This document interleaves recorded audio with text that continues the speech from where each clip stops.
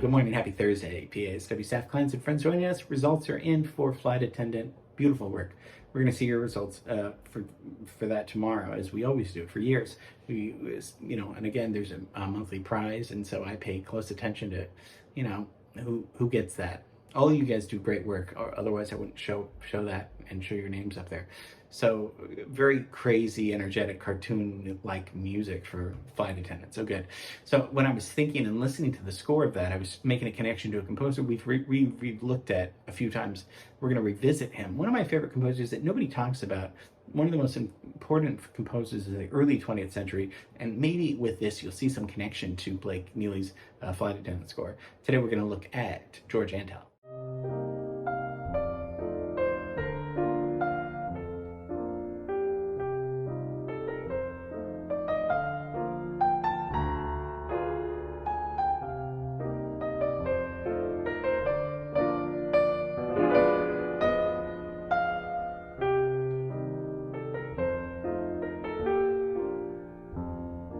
George Antheil was an American avant-garde composer, pianist, author, inventor.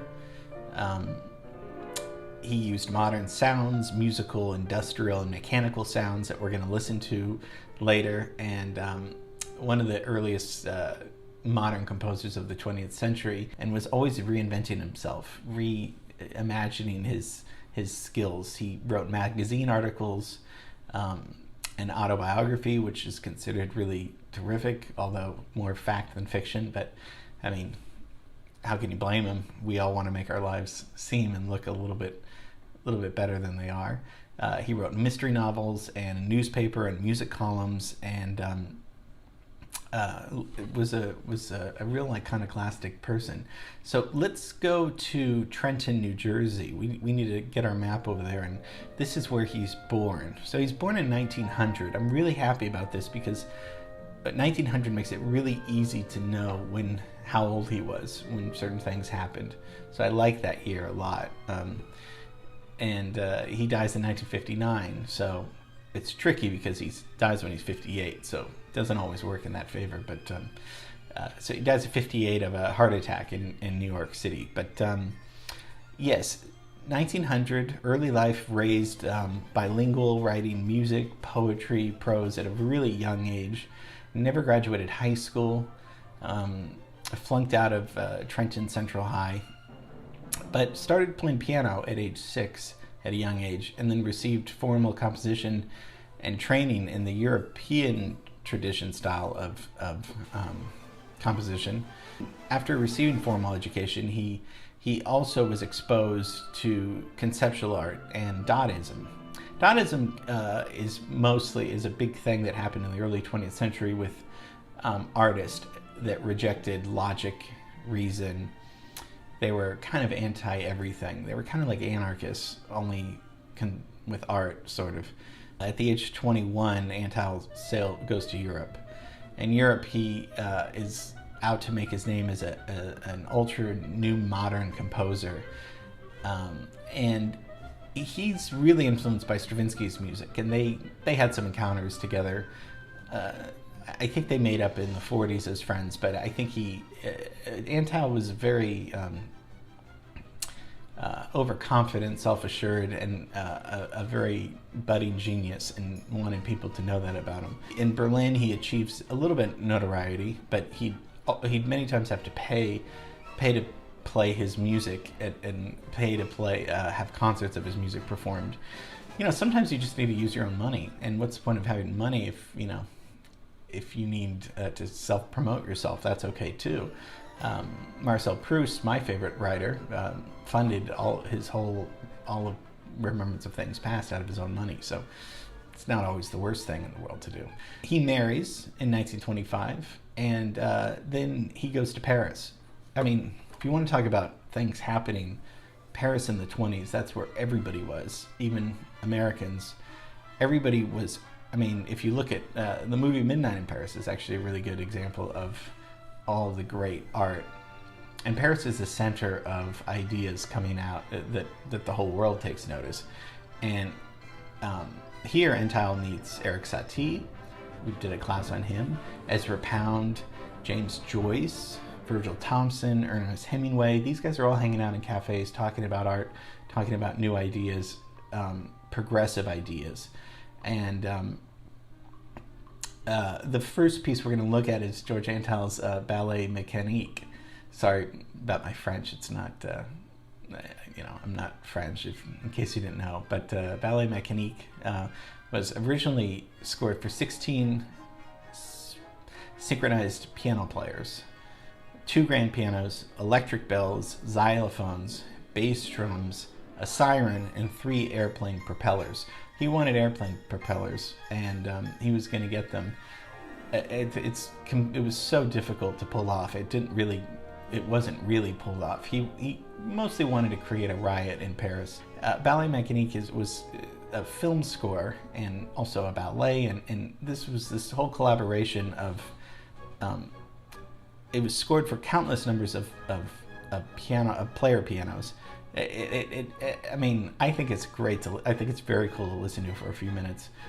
It's all percussive. He's using the piano to bang as a percussive instrument, which actually the piano is a percussive instrument because you push to get the sound out, and anything you use your hand or finger to is a percussion instrument. So if you're ever wondering, which I know you have been wanting to ask me, is piano a percussion instrument? Yes, it is.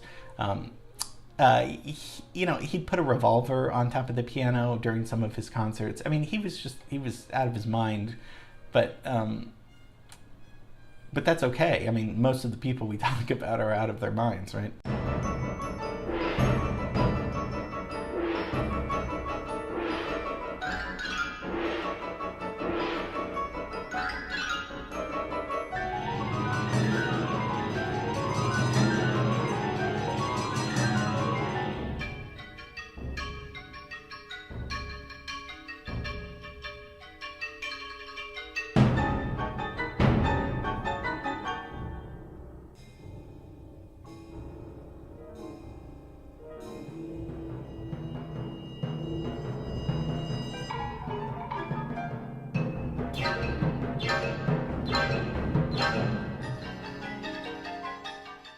1927, he writes my favorite piece.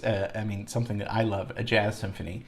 And this is after Europe. He comes back to New York and Carnegie Hall to present an entire concert devoted to his works. And then also with this jazz symphony,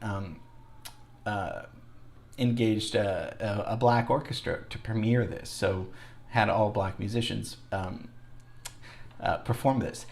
Listen to the opening. This sounds so Spanish, Mexican style to me, and like mariachi almost. Take a listen.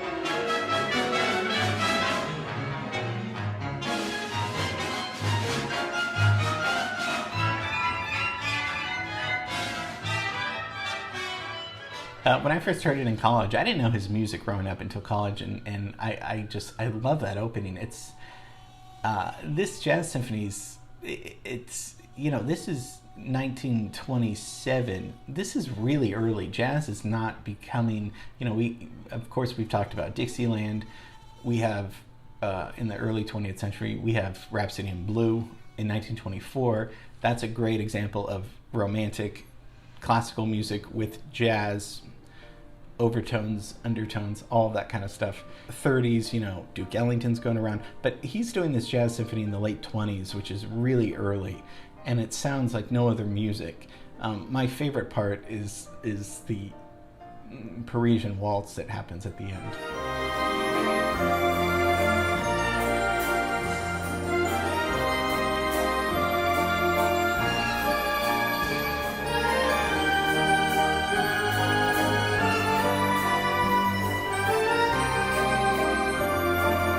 It's beautiful. So you're hearing a massive soundscape,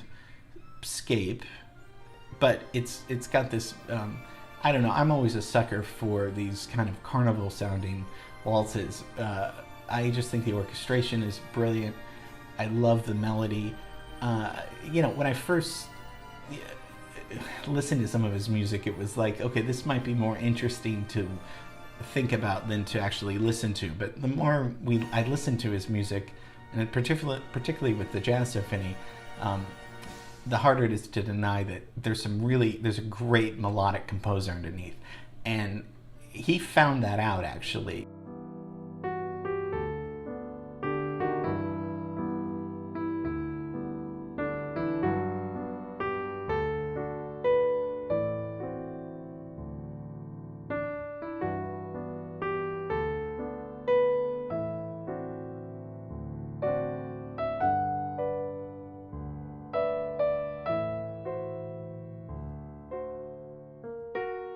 By 1939, he abandons this avant-garde style of music, more for romantic and classical music.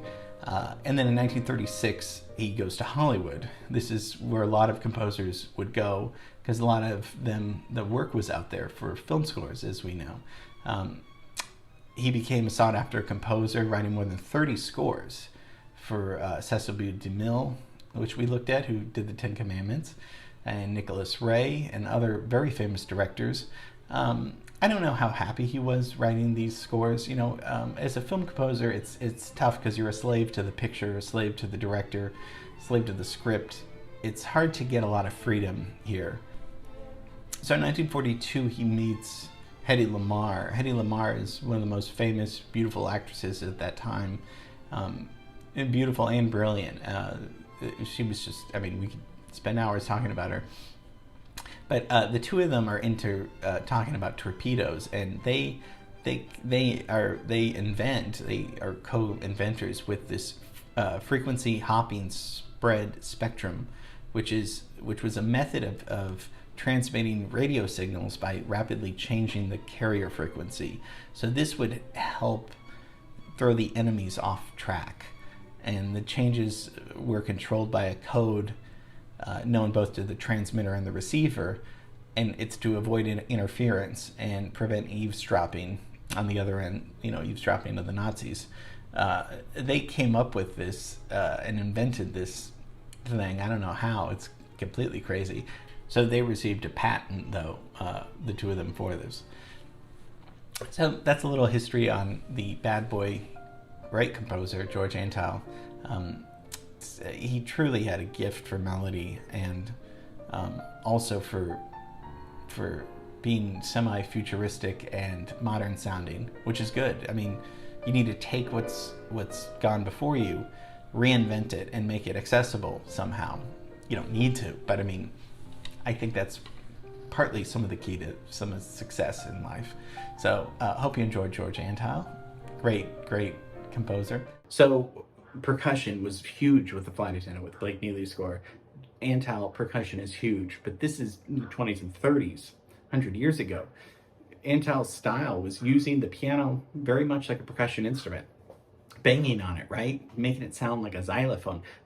Crazy, intense, energetic music that was in the classical world, in the classical environment, and just a genius of a composer. So I thought musically, there was some connection there, and so that's why I wanted to revisit and look at George Antheil. Okay, so that's that. Hope you enjoyed it. I love this guy. The Jazz Symphony is one of my favorite pieces of all time. And then tomorrow we'll see film scoring results for flight attendant. Okay, have a great rest of the day. See you tomorrow. Bye.